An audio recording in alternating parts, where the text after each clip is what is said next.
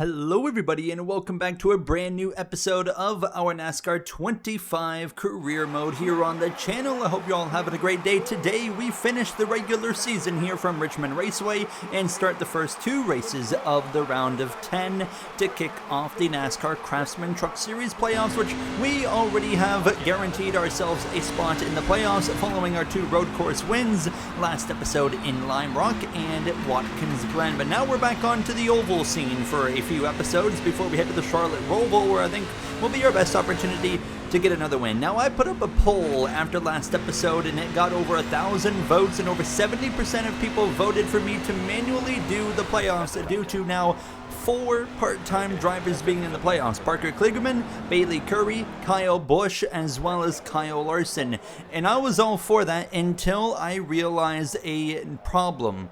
So at the end of stages in this game, you cannot scroll the leaderboard, so you do not know where some of your competitors are finishing inside the top 10 or outside the top 10. You don't know what points they are getting, so you only know where they're finishing in the overall race, which means I cannot get an accurate count on points for where the drivers are, meaning I'm not going to be able to manually do the playoffs, unfortunately, because I will not be able to accurately do it as we kick off this regular season finale here from Richmond. So unfortunately, in the Truck Series, we're going to have to just go off of what the game tells us, because if I can't do things accurately, I don't want to do it at all, because then we're just making up something at that point, and that's not very fun.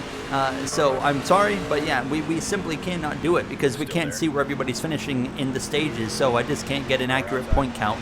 It's unfortunate. That means we're going to have at least 4 part-time drivers in the playoffs. Now, hopefully, maybe when they make the playoffs, they do the entire playoffs that they're in. I don't know. We're going to find out on the fly. But it is what it is, and we just got to work with what the game limitation is. Now, this is something that's going to be mainly a problem in this series right here, Trucks. In Xfinity, it's going to be significantly lower of an opportunity for that to happen, and in the Cup Series, it's going to be virtually zero that's probably going to happen. So, fortunately, it's really only going to be a problem in this season, as we can just now focus in on moving forward, finishing off this regular season right now, and Chandler Smith currently holds the final spot in on points. Now, someone could win their way in here in Richmond. I think Stage 3 is actually a bit close on fuel, so that's going to make things interesting. I know the next 2 races to kick off the playoffs at Darlington and Bristol, the final stage won't be a fuel situation really, but I know the final stage in Richmond will, so there could be someone that tries to stretch it and win their way into the playoffs here today in Richmond. Now here we are in Stage 1, lap 12 of 17, passing the 19 of Daniel Hemrick. He's in a must-win scenario to make the playoffs, by the way, and we're slowly moving our way forward into the 7th position, and I was pretty happy with that. We're not using the fully upgraded truck here in Richmond. We're using the truck that's got a level 4 body, chassis, and engine, and a level 6 suspension that we just added last episode. Now going into the playoffs opener at Darlington, we will be on the level 6 full truck. As you see as well, our brand new JBL colors on the truck here today. We probably are going to get a new sponsor before this episode is over, as we end up P7 in Stage 1. I really wasn't too concerned with how I was running here in Richmond, just kind of focused in on playoffs at this point, but we're going to pit for tires and fuel and get ready to go green for the second stage here now, and just great to get more experience. Now we are a 2-time winner in this season, and hard to believe that with my 2 wins, we are now the second most winningest driver in the series, because Corey Heim, he's got 8 wins, and that is me at 2. Everybody else that has won only has 1 win this season. Stage 2 kicks off, and we've got another 17 laps on the way as we're on the inside of the 17, and JBL Tundra there, 2 JBL Tundras side by side, Gio Ruggiero and the Tricon 17, and then the top tier racing number 10, built by Tricon, of course. Now, as we are going to roll through 3 and 4 and get clear of that 17 up the inside of the 18, Silverado now of Tyler Ankrum, as you got Kyle Larson running up there, another driver that's going to be in the playoffs, fighting with another fellow playoff driver of Kyle Busch, as we'll clear Ankrum on the exit of turn number 2 and heading down this back straightaway. We continue to slowly and methodically work our way forward. We don't have, I think, a winning truck here tonight in Richmond, but we've got a solid truck. And one thing I've noticed here in this career mode, and specifically in trucks, and no, we did see it in ARCA as well, that my qualifying performance is quite a bit worse than my race performance. And it's interesting because that's something that carries over into my Formula One channel as well, where I always struggle in qualifying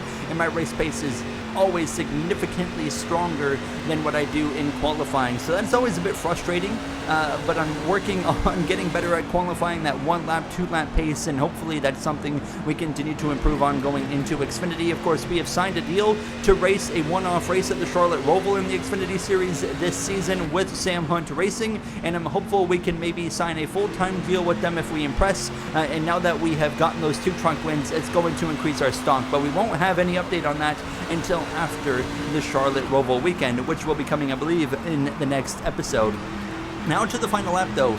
In stage number 2 and working our way through lap traffic, we've gotten our way up to P6, but it's Corey Heim who won stage 1 and he rounds turn 4, and he is going to win stage number 2 and cruise to the victory there. So we take the 6th position and get ourselves ready for the 3rd and final stage. And yeah, I feel like honestly 6 was about the best I could do at this point. I wasn't really reeling in Kyle Busch or Chandler Smith. Chandler Smith's doing everything he needs to do right now, running in 4th position to make sure he solidifies his final spot in the Truck Series of playoffs. We gain 2 spots in the pit lane, move ourselves up, and actually Chandler Smith actually has a bad pit stop and drops outside of the top 10, so a bit of a worst case scenario for him, but I think he's got enough of a point buffer where he doesn't have to worry. So we kick off the 3rd and final stage, and we've got just under 30 laps of racing to go under the lights in Richmond in the regular season finale. Now as we're on the outside of that game bridge number 7, Silverado for Kyle Busch.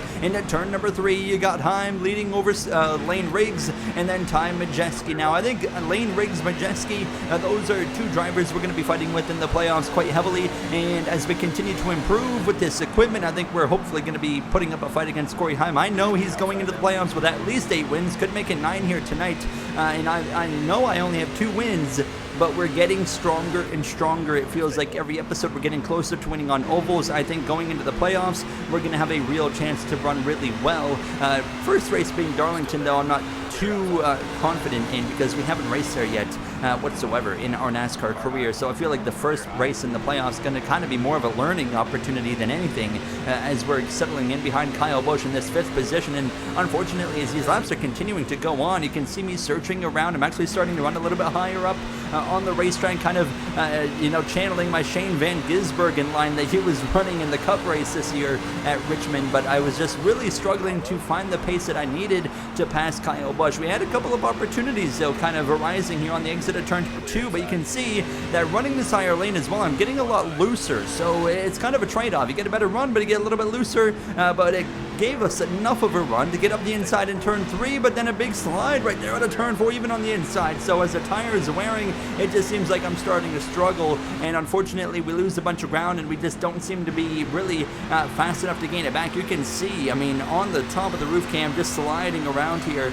coming to the final 14 laps of this race. So running P5, I felt like this was pretty well all I had left in the tank. So we do have pit stops on the way. I hadn't been saving anything, so we are going to have to pit before this race comes to an end. And now with 10 laps to go, lap traffic in full effect at this point as Corey Heim is on cruise control to his 9th win of the season, but I don't think he's going to make it to the end. I am just wondering if someone's going to try and stretch it.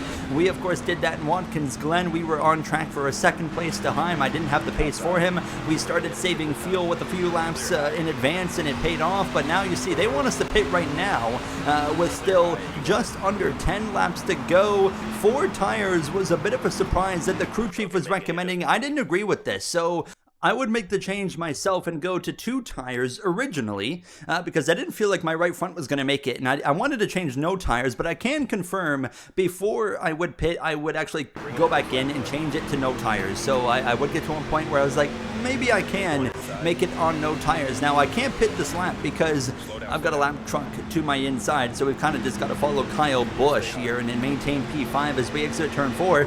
we're actually going to split the middle between these two guys and continue forward. But as we came to lap 57, a chance to pit, and I would change it down to no tires and actually completely botch my pit entrance. So yeah, I gave up a bunch of time right there. Running P5, feel like we gave up some ground right there. So we're going to come in. It's going to be a 3-second stopper. So there it is for Field. We come out actually in front of Chandler Smith, surprisingly. I think Chandler Smith has taken tires. We come out quite a bit in front of him. A mistake on the exit there, actually slide into the inside wall. And we get back going nonetheless, and we're down to P19. Heim is coming in, so Corey Heim's going to pit. Who's going to stay out and try to make this thing? That's the big question. As this pit cycle runs its course, I would actually get passed by Chandler Smith as he would run me down on tires, and we drop to P8. Grant Enfinger is the answer. Enfinger would stretch this thing out. He was not pitting, and he would stretch it out enough now as we were coming to the white flag myself. Enfinger's on the final lap down the back straightaway into turn 3. There's Kyle Busch just up the road. Chandler Smith's driving away on fresh tires as I am sliding around this racetrack trying to hang on. We'll pass Tanner Gray for 7th, and we're on 17% wear, but Enfinger wins. Grant Enfinger wins the regular season finale, and that kicks out Chandler Smith from the playoffs as we head out down this back straightaway, and we're going to have to settle for P7, taking no tires while we lose a spot to Enfinger, who stays out. We lose a spot to Smith, who is rallying his way back, and we would have to settle for the 7th position in the regular season finale. Wow. Okay. Interesting to see that Enfinger just kicked out Chandler Smith from the playoffs there, and Heim comes up short of a win, and it looks like, yeah, Enfinger was the only one that made it work. He was the only one that even tried it. So really interesting. I kind of get annoyed by how the 4X works with Truck Series race length, so I am considering going back down to 3X instead, but I'm not 100% sure on that yet. You guys can let me know down below in the comments, because it does kind of create these surprise winners, but I don't like it at the same time that it feels like every few races we have a race where it's super close on field and one guy or two guys can kind of stretch it. Now, of course, we all have an opportunity to stretch it, but there it is. Bailey Curry, Ben Rhodes, 9th and 10th in the playoffs. They'll start below the cut line. Kyle Larson, Parker Kligerman, Enfinger, Majeski, Busch, Riggs, myself, and Corey Heim all in the playoffs. Now, we start P2 seeded, but we're not confident or comfortable above that cut line by any means, which means these 3 races in this first round, we've got to run strong in all of them, and it kicks off right here in Darlington, officially the playoffs. I was really hoping the game would do something here where it would have like playoff branding on your vehicle. For the playoffs, it doesn't, unfortunately, so, but it does at least highlight the other playoff drivers in yellow, so you do know who around you is in the playoffs. Here in qualifying, though, in Darlington, down this front straightaway, sponsor goal of a top 6 while we go P13, so not great. And yeah, I didn't really know what to expect in this first race of this round of 10, because I've never raced here in Darlington. So Kyle Busch on pole, so Kyle Busch and Kyle Larson, these part-time drivers appear to be starting at least the first race of the playoffs, so we'll see how that works out as we get ready to kick off the new playoff season here. Now the round of 10, only two drivers will go home at the end of this round. You go from 10 to 8 to 6 to 4 to, of course, fight it out for a championship at Phoenix Raceway at the end of the season. We have no playoff experience, of course, in this NASCAR 25 career mode so far, as in the ARCA series, it's just a full season format. So it's our first kind of dabble in the playoffs, and honestly, I think we are an example of someone that will benefit quite a lot from the playoffs, because of the fact that, of course, we were quite a ways down the order in the standings due to the rough start to the season. We have been so much stronger in the final half of the regular season, but obviously we just were never going to make up the horrible start to the season. So I am really glad that we've got an opportunity now to have some playoffs and, you know, get ourselves into the conversation as we exit turn 2 right on that left rear of Jake Garcia, but we would pass him and we'll get up to the back of Rajat Karuthia for 13th position, and that Hendrick Cars 71 Silverado leaning on the back of him. He is not inside the playoffs, of course, now, as Kyle Busch actually leading the way, but then it would go back to Corey Heim. Been seeing a few different leaders so far as I was continuing to kind of follow Karuthia through this pack, and he had driven up to P11. I was now passing for the 12th position on Caden Honeycutt into turn number 1, and we'll clear him. Darlington, not an easy racetrack, and especially when you're racing here for the first time. Now as the 71 of Caruth goes around in turn 2, caution's gonna fly, and that's actually gonna end stage 1. No stage points, not good. P11 here in the first and opening stage. I'm not too concerned yet, but everyone will pit for tires and feel Heim in front will get another stage win, another playoff point that will allow him to go into the next round of the playoffs with another advantage, as we'll get ready for the second stage here from this playoff opener here from Darlington Raceway. We start P11 and we get that slow start. Now, I did read a comment as well that apparently automatic transmission does actually kind of fix the start issue, but I don't really plan on going down to automatic transmission. I'm just really hoping they fix this. I'm hopeful they get this fixed as soon as possible as we exit turn 2. Garcia into the outside wall right there, down the back straightaway. We should be able to clear him hopefully off into turn number 3. Only 11 laps here in stage 2, just like stage 1. Heim leads, Kyle Larson's up there, Lane Riggs, Majeski, as well as Kyle Busch. All playoff drivers, Grant 10 finger up there in the conversation as we cross the stripe to complete lap 1 of stage 2. We started P11 there in the stage. We're down to 12th, but it wasn't long to. We were going back for the 11th position on the inside of the 19 of Daniel Hemrick as we head down this back stretch, and we'll pass Hemrick, and then not long after, we're at 4 to the inside of Grant Enfinger, and we'll continue to just take this momentum as we are now to the inside of the 45 of Honeycutt. We have entered the top 10 at this point. A bit of contact there with the 45, trying to avoid contact. I just kind of slid right up into the side of his door, unfortunately, but we do take that 10th position and continue to slowly move our way forward. This is kind of reminding me a little bit of the playoff or the regular season finale we just had in Richmond, where I was just slowly working my way forward and actually doing it on the inside lane, where typically this season I have been running the top and ripping the boards, and that seems to be the way forward. But Darlington, Richmond, both, they've been just kind of honestly running the lower lanes, been helping me more than anything as we're trying to pass a playoff competitor of that 99 of Ben Rhodes, who won so early in the season. As we look to the inside of him on the exit of turn 2, Honeycutt had passed him and started driving away, approaching the final lap of the stage. Heim continues to lead into turn 3. We're going to slide up and actually hit the wall doing it. I tried to do a Darlington slider, and the first time doing it, well, we learned how far you can go, and it was too far right there. But we end the stage in P9 nonetheless, and now I at least know how far to not send it if I'm going to do a slider. There's your for sure daily wall hit. You can comment that down below. Nonetheless, we're going to pit for tires as well as fuel, and a little bit of movement up in front of us there in the pits, but we don't lose or gain any position. So we're P9 for the start of stage 3. The third and final stage of our first ever playoff appearance kicks off now, and I mean, we only gained 2 spots in stage number 2, but now we drop immediately to P10, probably going to drop to P11 behind Grant Enfinger and that number 9 Silverado. We've got 15 laps of racing in this final stage, so at Darlington, that's really not a lot of time, so I'm hopeful we can make things work. These tires are going to wear out pretty quick, but I can confirm we have enough fuel to make it to the end of this stage, so there's not going to be any weird situations like we've seen in some of these races. So it's just a race from here to the end of stage 3. We can really focus in on managing our tires, which I think is something I've kind of struggled a little bit in the trucks. Is because we qualify poorly, so we spend the first 2 stages trying to make up some time, and then usually I'm not as far forward as I want to be by the end of stage 2, so then I start stage 3 a little ways down still, and then I abuse my tires and we pay the price on the back end of the run. So that's something I've been trying to keep in my mind here as well. One thing I am looking forward to, this is the last episode I recorded before the update for pit adjustments, so next episode we will have those, and that's something we can kind of tweak on at the end of these stages or whenever these cautions are coming out, so we can kind of get our long run pace better. As we're continuing though to go forward, we passed Rhodes and we had run down Majeski as we came to lap 29, and we're going to pass him into turn 3, going for that bit of a slider. We just drive it off in the corner, way better this time. We avoid the wall, we cross his nose, and we take P7. But as we came to the late laps in this race, the tire warning lights on, and I was starting to slide around a lot, and I was struggling. So in these final few laps, as Corey Himes leading, looking for win number 9, I was losing ground to the other playoff competitors and just the field in general in front of myself. But for my first race in Darlington, I was pretty happy to just be running top 10. This is a track I hope we can continue to work at getting stronger at, but in these final couple of laps, I was hanging on for my life. And we have got Majeski still behind us, who is a playoff competitor, but Daniel Hemrick has joined the conversation as we roll through 1 and 2 with 2 laps to go. Ankrams, he's actually falling back to us now as we exit turn 2, heading down the backstretch.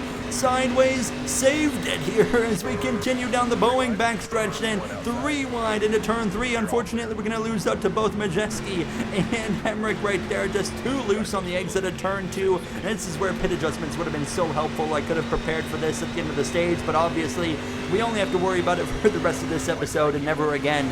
White flag is in the air. Corey Heim leads. Our right front's down to, under 15%, but we're going to make it at least now as they're still side by side in front of us. We're sliding again. This time we control it, but it's not going to be enough. We're going to have to settle for 9th as Heim leads into turn 3. His first win in the playoffs on the way. He's on cruise control off of turn 4. Win number 9 on the season for Corey Heim as he takes victory. And speaking of 9, we're going to finish in the 9th position. To the line, it's not enough for the sponsor goal, but we'll take it. And yeah, really would have enjoyed a better result, but for my first trip to Darlington, in my opinion, the hardest oval on earth, I'm pretty content with a 9th place effort.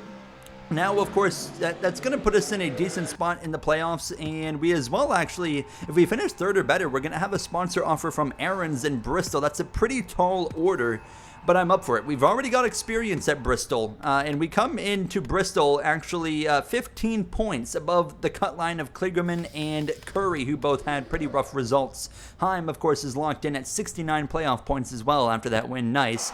Busch and Larson, no shock, towards the top of the order as well. So we come into the final race in today's episode, Bristol Motor Speedway. This is the track earlier in the season we struggled. We had a less upgraded truck. This truck is the level 4 body, chassis, and engine with the level 6 suspension. We had the all level 6 truck there in Darlington, and now we're back to the little less of an upgraded truck. However, we continue to gain funding, and we'll see how much money we have at the end of this episode to kind of maybe get a better part going onto this truck going forward, but we only qualify 19th, so not what I expected. My worst qualifying effort of the episode so far. Lane Riggs actually puts it on pole position over Busch. Larson, Heim actually down in 4th. I never thought I'd see the day where he qualified worse than 1st or 2nd, but here we are going green now for the 2nd race of the round of 10.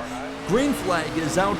We're racing in this JBL orange and black and white Toyota Tundra. 16 laps here in stage number 1. This is going to be a very similar scenario to all the races in this episode where we qualify pretty poorly and then we're just working our way forward. And Bristol is a track I've really come to enjoy in this game, but we didn't have a great race when we came here the first time in ARCA.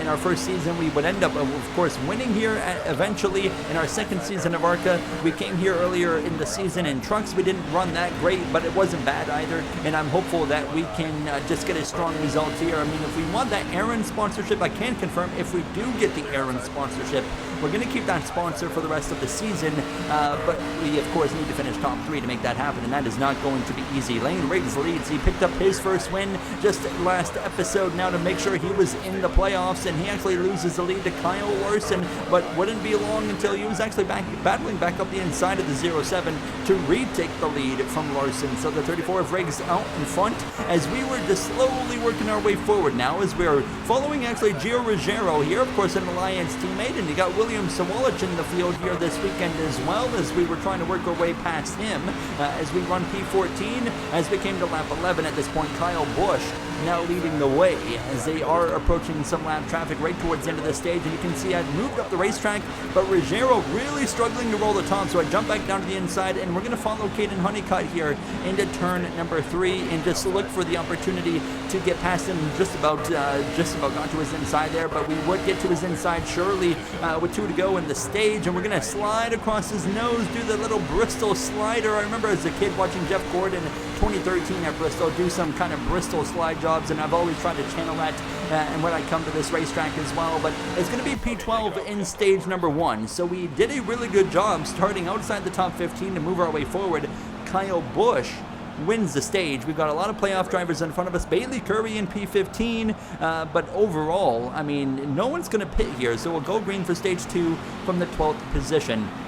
Heim still down in 4th position, but I'm pretty confident in the overall speed. When you gain 7 positions in stage 1, which is only 16 laps at a track like Bristol, which is very short, that's going to build your confidence, and it was certainly building mine here as we get back going for stage number 2. I do believe we've got a chance to hit that sponsor goal of a top 3. It's all going to come down, though, to what we're able to do here in stage number 2. I want to be at the bare minimum in the top 10, but I would like to be at least 8th or so when the stage comes to a close. These first couple of laps are all about kind of settling in. I'm going to peek the nose here on Enfinger.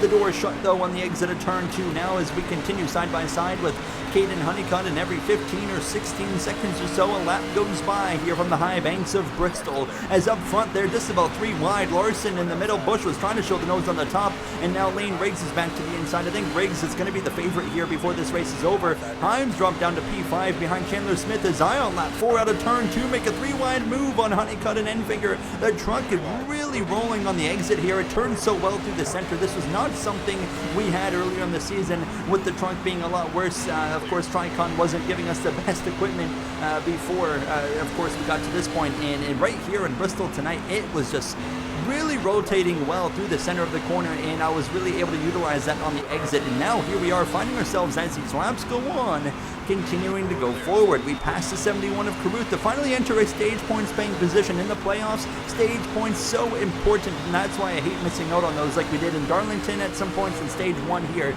But now we have, of course, come to lap 11 of 16, and we're on the back of a playoff competitor of Majeski here up the inside. And I said we wanted to be P8 at least going into stage 3 if I wanted to hit that top 3 goal for the sponsor with Aaron's, and we are now just about there with 5 laps to go in stage 2. We should be able to complete this pass on Majeski within a corner or 2. We would clear him, and now as we come to lap 13 approaching 14, we're right to the left rear of Ben Rhodes, who's kind of going in the wrong direction as this second stage progresses on, which is perfect for me, a playoff competitor that we're going to pass. We won't clear him off of turn 4, but we should clear him off of turn 2 pretty easily and be able to set our sights on Ankrum and Hemrick. But I don't know if we've got quite enough to get either of those guys. As we come to the final lap of stage 2, it's now being led by Kyle Larson as we're right to the back of the 19 Napa Auto Parts Silverado to the inside. Hold on, we might be able to get Hemrick for P7. Could we even get Ankrum here? Ankrum's probably going to have enough of a run, but it's going to be close quarters with Hemrick, who's got the run off the top to the line. We get it for P7. That's perfect there. Larson wins the stage, and we are continuing to slowly enter our name into the conversation. We're going to pit for tires and fuel, and we will not have to worry about a pit stop in stage number 3. Short tracks, you never really have to worry, outside of apparently Richmond, about the fuel situation going into that 3rd and final stage. So 4 tires, and look at this, huge changes in the pits. We move up to 3rd. Oh my goodness, Kyle Larson, Kyle Busch, just to name a few that have gone in the wrong direction in the pits. Chandler Smith lost out, and all of a sudden, in just a complete confusion of pit lane leaderboard off the pits going into the restart, we have found ourselves in the top 5, in the top 3 for that matter. Corey Heim, who's not really been having a great night, who's already locked into the round of 8, finds himself in P2. Lane Riggs is up here, of course, leading the way still, but I mean, what a gift we have been given. Makes our life way easier in stage 3. We take some fast trucks out of the conversation of Larson and Busch, and unfortunately, not a great start to the stage right off the bat. We see Riggs and Heim both just absolutely ripping away from us, and I look in my mirror, I see Bailey Curry as well is up here in the top 6 or 7, having a great effort here in Bristol as we continue to look up the inside of Caruth. Rajan Caruth not in the playoffs, but he is certainly not going to make life easy. He is not obligated to make life easy. Of course, driving a Chevy, we're in a Toyota. He's not going to do us any favors, and I was struggling to pass this 71. I know this is an important pass to get us into that top 3 goal for Aaron's sponsorship, but obviously just every point matters now as Enfinger is behind us right there in the 5th position. Curry in P6 is up to the door of the 71 HendrickCars.com Silverado. Could this be the opportunity to pass Aspire driver as we continue off turn 4? No, it wasn't enough, but lap 44 at this point, 20 coming to 19 laps to go. Nearly clear on the exit of turn 4, still not clear. Contact with the 71 into turn 1, and now we're going to slide across the nose. No, Caruth sticks his nose in there. He continues to keep this fight alive. What a battle we're having with the 71, and we're getting physical here. This is some just typical Bristol short track racing as we continue to work the inside of the 71. I felt like the inside on trucks works way better than it ever did in the ARCA series, for example, but we continue to fight, and this battle, of course, is killing any chance we have of winning this race as we head down into turn 1, lap 49. Still Caruth there, nearly clear on the exit of turn 2. This might be the moment. He actually lifts on the exit of turn 2 as I pinch him towards the wall. We clear him finally and drive away, and surprisingly, we run down Corey Heim, who had gotten caught up in some lap traffic. Lane Riggs had driven away, and he had a pretty clear track in in front of him once he would get past the next couple of trucks, meaning we're not going to be able to run him down. And unfortunately for me, as Heim would kind of clear traffic as well, he would also, as you can see right there, start to drive away. So just a couple of laps to go at this point. Lane Riggs is in traffic, but I don't think Heim's going to run him down because Riggs is getting through traffic pretty conveniently, coming to 2 laps to go in this race. But now we are comfortably on our own here in the 3rd position as we hit the 2 lap to go mark. What a race here in Bristol, and we continue to solidify ourselves, in my opinion, as a top 3 threat going into the rest of this playoff. And of course, we're going to eliminate 2 racers at the end of next, or in the beginning of next episode on the first race. But of course, we still have 1 race remaining in this round of 10 following today's episode. On the final lap here, P3, Lane Riggs through 3 and 4. He just picked up his first win of the season last episode. He's going to get another one here tonight in Bristol, and he advances into the round of 8. Corey Heim second, myself in P3. I think out of the excluding the part-timers, we are the top 3 drivers right now in the series. And of course, we do finish top 3. Kyle Larson rebounded to P6, Kyle Busch P10 after their bad pit stops. And I mean, overall, just a great effort for us. Chandler Smith rebounded to P12, as you see, as some of the rest of the finishing order. We do get the Aaron sponsor. We're going to have a brand new design on the truck next season. Usually, I stick with the same design as we take on different sponsors, but I would actually go with a completely different looking truck you'll see in the next episode. So after Bristol, our level 4, most of the truck is pretty worn. As you can see, the chassis is worn, the engine's worn, so we're going to have to spend some of our money, which we have over $200,000, so we can get some level 6 parts onto this truck now as well. As you can see, we have a pretty comfortable gap going into New Hampshire, so honestly, the goal in New Hampshire is to just simply run a decent race. Another track we don't have any experience at, but I am excited for the challenge, as we just need to simply run top 10, and we'll move on into the round of 8. I'll see you guys in the next one. Thank you for watching, and have a great day.